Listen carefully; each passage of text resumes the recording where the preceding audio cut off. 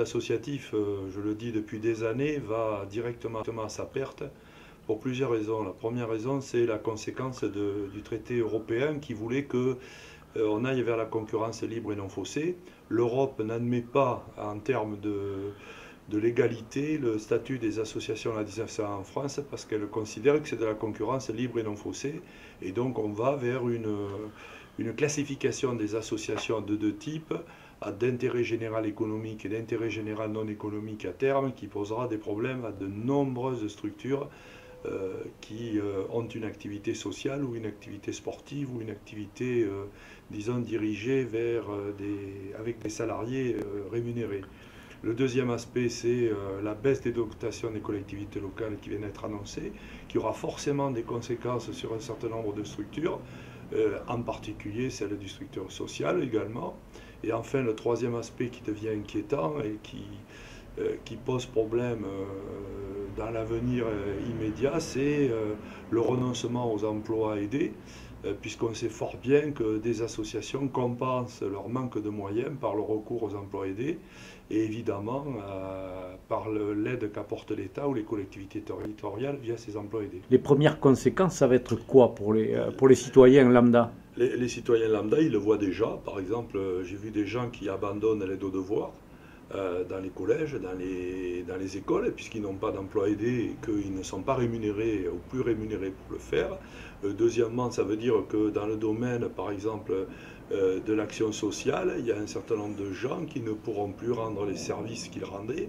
Donc c'est pour ça que les garderies périscolaires, qui étaient associatives pour certaines, il ne faut pas l'oublier, qui sont gérées par des grosses associations comme les Franca ou d'autres, sont en péril actuellement. Et donc on va le voir probablement même plus fort au début 2018 qu'à la fin de 2017. J'imagine que ça peut être que sportif ou non, culturel? Pas du tout. Ça va toucher plus. Le monde du sport sera un peu protégé parce que le monde du sport a un code à part, le code du sport ou le code qui le protège via les fédérations. Mais enfin, bon, s'ils ont des emplois aidés, ils sont touchés. Ils vont être touchés pour les subventions. Mais ils ne vont peut-être pas tous être touchés par le secteur concurrentiel.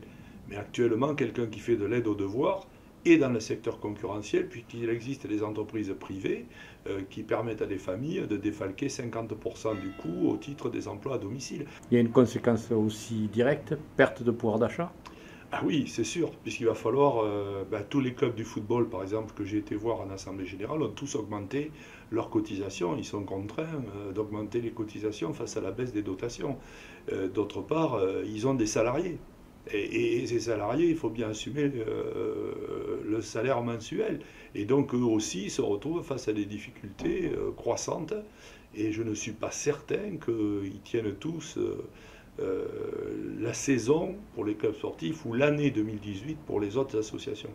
Alors vous avez lancé à travers ça une opération signature, une pétition? La pétition n'a pas d'autre objectif que de mobiliser les gens et de les inciter à prendre conscience du danger de la situation telle qu'elle est actuellement. Et dans cette pétition, j'ai demandé aux maires de les présenter dans les conseils municipaux, mais je leur ai adressé. On a dépassé les 500 signatures, la majorité en Gironde, mais il faudrait évidemment que ce mouvement prenne une ampleur nationale. Et en particulier, je demande à la pétition la constitution d'un Grenelle associatif, c'est-à-dire que toutes les associations se mettent autour d'une table pour enfin exister face à des pouvoirs publics qui nient leur intérêt social et même leur intérêt économique, puisque quand même, si je prends l'exemple de Créon, les associations, c'est à peu près 190 emplois permanents sur le Créonais et dans le territoire. Donc on voit bien qu'à terme, ça peut poser de lourds problèmes à tout le monde. La pétition est en ligne sur Avaz, AVAZ, pardon, et elle est accessible à tout le monde, bien évidemment, via Facebook et mon profil si les gens le souhaitent.